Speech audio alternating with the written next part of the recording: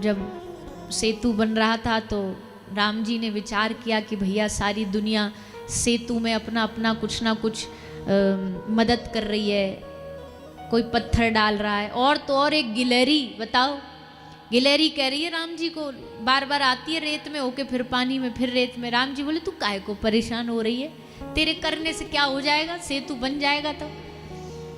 तो गिलहरी कहती है कि मुझे भी मालूम है मेरे करने से कुछ नहीं होगा, पर कम से कम जब इतिहास लिखा जाएगा तो ये तो ना कहा जाएगा कि ये गिलहरी माँ बैठी बैठी आराम फरमा रही थी। कम से कम इतना तो होगा कि चलो ये गई तो इसने कोशिश तो करी। तो गिलहरी की बात एकदम राम जी के दिल में लग गई। बोले गिलहरी तक सेतु बनाने में मदद कर रही है और हम बैठे हैं बस। गिलहरी का नाम आ जाएगा सेतु बनाने में और हमारा नाम नहीं आएगा, हमें लोग कहेंगे कुछ किया ना इन्होंने। तो चलो हम भी कम से कम एक पत्थर तो अपने हाथ का डाल ही देते हैं, कहने को तो हो जाएगा हमने भी किया कुछ। तो बेचारे राम जी आए और राम जी ने आकर के पत्थर जल में डाला। जल में जैसे पत्थर डाला तो पत्थर टप से नीचे पानी में चला गया, डूब गया।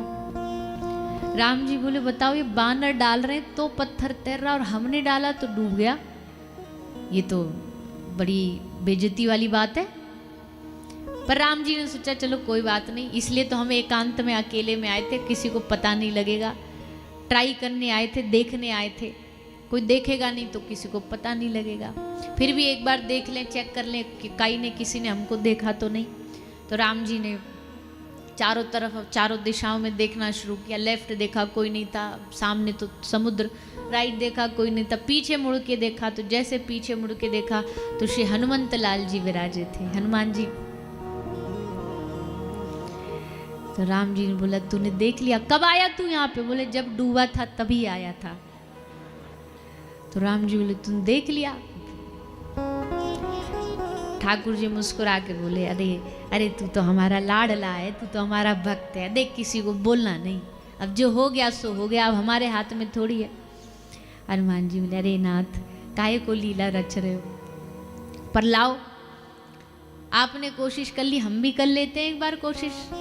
राम जी बोले तुम भी कर लो। तो उन्होंने हाथ में पत्थर लिया और जल में डाला, जल में डाला तो पानी में पत्थर तैरने लग गया। राम नाम लिख के डाला तो पत्थर तैरने लग गया। राम जी ने ये इस घटना से दिखाया, यद्यपि राम जी की शक्ति, राम जी किसी से कम नहीं है, पर नाम की शक्ति को बढ़ाने के लिए कि हमसे बड़े ज़्यादा अधिक शक्ति हमारे नाम में है। पत्थर पर राम लिखे गए तो पत्थर तैरने लगे, हमने डाला तो पत्थर डूब गया, मतलब हमसे ज़्यादा ताकत हमारे नाम में है। आज कलयुग में हमारे पास भले राम ना हो, पर उनसे ज़्यादा ताकतवर राम का नाम है। जब राम का नाम समुद्र में सेतु बना सकता है, पत्थर तैर सकते हैं, तो भगवान नाम क्या नहीं कर सकता है। तेरा नाम ही सच्चा साथी, तेरे नाम बिन दुनिया क्या थी। भगवान के प्रेमी जनों से पूछो, अगर कृष्ण नाम ना हो, राधा नाम ना हो, राम नाम ना हो तो क्या दशा होगी उनकी। उसके बगैर वो जी नहीं सकते। हाँ, पर रखते उसको गुप्त हैं। जो जितना भजन करेगा ना उसे छुपा के दबा के रखेगा, बताएगा नहीं। विभीषण जी ने अपने घर के बाहर राम लिख रखा था। अब किसी ने जा कर के रावण के कान फूंक दिए, बोले महाराज हद हो गई, आपका दुश्मन और तुम्हारे भाई का वही प्रेमी, बताओ अपने घर के बाहर क्या लिख के रखा है उसने, राम। तो उसी दिन लंकेश ने तलवार निकाली, आज गर्दन काटेंगे इसकी। अब तो हद ही हो गई, बताओ हमारे शत्रु का नाम दरवाजे पर लिख रखा है, कैसा भाई है ये, ऐसे भाई को तो मार देना चाहिए। सो ले तलवार विभीषण के पास आया, विभीषण को आके बोला तूने राम राम लिख रखा है? बोले हाँ। तेरी हिम्मत कैसे हुई? बोले हिम्मत कैसे हुई, हम आपसे प्यार करते इसलिए लिख रखा है। बोले हमसे प्यार कर रखा और राम लिख रखा है? तो विभीषण जी ने हंस के कहा, अरे अरे आपको गलतफहमी हुई है, वो वाले राम नाम नहीं है। देखो आप ही हमारे भगवान हो और आपके संग आपकी हमारी जो भाभी माँ है वो हमारी देवी माँ है साक्षात, आप दोनों ही हमारे आराध्य हो। तो पूरा नाम लिखते तो बड़ा लंबा लिखना पड़ता है, इसलिए हमने रावण का र और मंदोदरी का म ये दोनों लेकर के नाम लिख दिया। रावण बोला है, बोले हाँ, तो बोले फिर तो पूरे घर में लिखवा दे, जहाँ लिखवाना वहीं लिखवा दे, हर जगह राम लिखवा दे। तो भगवान का भक्त ढिंढोरा नहीं पीटता बल्कि छुपाता है, उल्टा छुपा लिया। रावण इतना मूर्ख मान गए, हाँ ठीक है, ओ वाह वाह वाह, फिर तो सब जगह लिखवा दो। छुपाता है भक्त अपने भजन को, अपने प्रेम को। प्रेम को जगह जगह ढिंढोरा नहीं पीटा जाता भैया। हाँ वो अलग बात है कि प्रेम की खुशबू अपने आप फैल जाती है, पर प्रेमी उसके लिए ढिंढोरा नहीं पीटेगा, राम का नाम छुपाया जाता है। एक दक्षिण में एक संत हुए, उनको भगवान नाम से इतना प्यार था, उन्होंने जीवन भर अपने आप को नास्तिक बता करके रखा सब दुनिया को। पिताजी कहते कैसा नास्तिक पैदा हो गया, कभी नाम बोलता ही नहीं, कभी नारायण बोलता ही नहीं। पर एक दिन जब वो मंदिर गए और मंदिर जाकर कैसी परिस्थिति बनी कि नाम बोलना पड़ा, जैसे नारायण बोला, नारायण बोलते प्राण पखेरु उड़ गए। क्यों?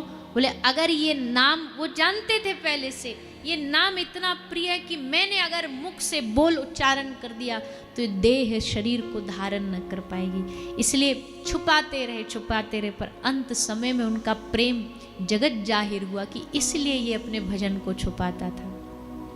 तो भैया हमें भी प्रयास करना चाहिए, ज़्यादा से ज़्यादा भजन करना चाहिए, ज़्यादा से ज़्यादा नाम जाप करना चाहिए और उस नाम को जितना हो सके दुबका के छुपका के रखना चाहिए। ज़्यादा प्रस्तुत नहीं करना चाहिए, प्रस्तुतिकरण से अभिमान आ जाता है। 2 लोग 4-5 लोग आ जाएंगे तुम्हारी वाह वाह करने, प्रशंसा कर देंगे। ओ भैया प्रशंसा ये ना, ये दिखने में तो बड़ी स्वादिष्ट लगती है, कोई हमारी बड़ाई करे तो फूल जाएंगे, आहा हा हा, बड़ी टेस्टी लगती है, कान को ऐसे लगता सुनते रहें, कोई हमारी बड़ाई करता रहे और हम सुनते रहें। पर कई चीज़ होती है ना, ऑक्सीजन लेने के लिए है, देने के लिए नहीं है। कार्बन डाइऑक्साइड छोड़ने के लिए, बाहर निकालने को, ऑक्सीजन अंदर लेने को। उल्टा कर दोगे तो गड़बड़ हो जाएगी। वैसे ही प्रशंसा देने के लिए है, लेने के लिए नहीं है। निंदा करने के लिए नहीं है, निंदा उल्टा लेने के लिए। जितना निंदा होगी हमारी उतनी पाप धुलेंगे, और प्रशंसा हम जितना दूसरे की करेंगे, अपनी प्रशंसा पचाना बड़ा मुश्किल काम है। प्रशंसा सबसे नहीं पचती है, इसलिए राम नाम कृष्ण नाम लेते रहो और उसको छुपा के रखो, और फिर राम नाम लेते लेते लेते इसका शक्ति, इसका प्रभाव पता लगेगा। इसका प्रभाव पता लग जाएगा कि भैया कली काल में देखो कृष्ण कृष्ण बोलते बोलते, राम राम बोलते बोलते हृदय में ठाकुर जी प्रकट हो जाएंगे, हृदय में उनका प्रादुर्भाव हो जाएगा। नाम और किसी साधन के लिए भी मत करो कि नाम जपने से कोई विषय वस्तु प्राप्त हो जाए, केवल भगवत प्राप्ति के लिए नाम जपो।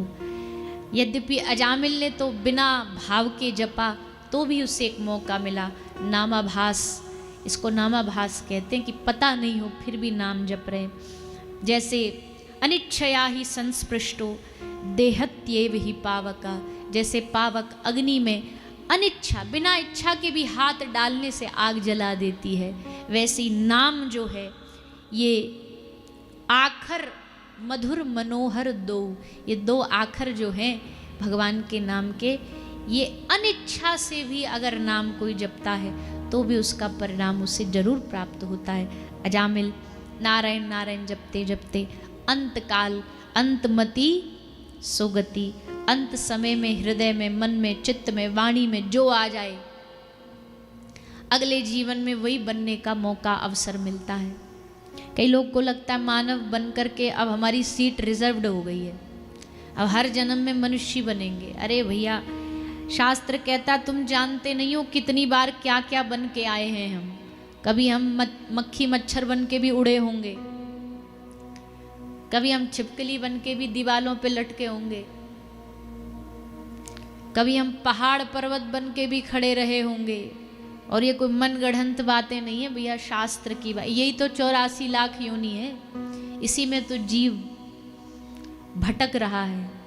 और उस भटकते हुए 84 लाख योनियों में एक ही दरवाजा है बाहर निकलने का, और वो क्या है? बोलिए ना। है? हाँ, राम का नाम तो है, पर 84 लाख योनियों में कौन सी योनि है जो एक ही मनुष्य योनि है जिसमें आदमी भजन करके पार उतर सकता है। पर करते हैं क्या? नहीं, आप लोग तो करते हैं, मतलब हम आपकी बात नहीं कर रहे हम तो बाहर वालों की बात कर रहे हैं। यहाँ वाले तो सब धर्मात्मा बैठे हैं यहाँ तो कोई चांस ही नहीं है कि कोई। पर भैया यही एक मनुष्य योनि है इस सर्कल से बाहर भेदने की। ये चक्रव्यूह है, भयानक चक्रव्यूह है। कभी कभी अकेले में बैठ के सोचो ठाकुर जी ने कैसा चक्रव्यूह रचा है। जीवात्मा घूमता जा रहा है, यहाँ मरता है, फिर जन्म ले लेता है, फिर मरता है, फिर कहीं कुछ बन जाता है, ऐसे ही इस चक्कर में पड़ा हुआ। और हर जन्म को ऐसा मान लेता है कि ये वाला पक्का है, ये वाला असली है, पर असली कुछ भी नहीं है यहाँ। पर मनुष्य योनि एक मौका देती है भजन करने का, सत्संग सुनने का। मनुष्यों के सत्संग होते, कभी पशु को देखा कि भाई भैंसों के लिए इकट्ठा बैठ करके सत्संग सुनाया गया हो, या उनसे कहा गया बहन भजन किया करो, जरूरी है भजन करना। क्या भजन करेगी बेचारी? क्या पशु भजन करेगा? क्या गधा भजन करेगा? क्या कुत्ते बिल्ली भजन करेंगे? पर मनुष्य योनि के पास भजन करने की ठाकुर जी ने ताकत दी है, सामर्थ्य दिया है। तुम भजन कर सकते हो, तुम मेरा नाम ले सकते हो, तुम सत्संग जा सकते हो, तुम कीर्तन कर सकते हो। ये अवसर प्राप्त कराया भगवान ने, तो इसका मतलब ये अवसर बहुत मूल्यवान है, बहुत कीमती है। इसलिए इस कीमती मूल्यवान अवसर को जितना जिससे बन पड़े अपने जीवन को भगवत स्मृति में लगाएं, नाम में लगाएं।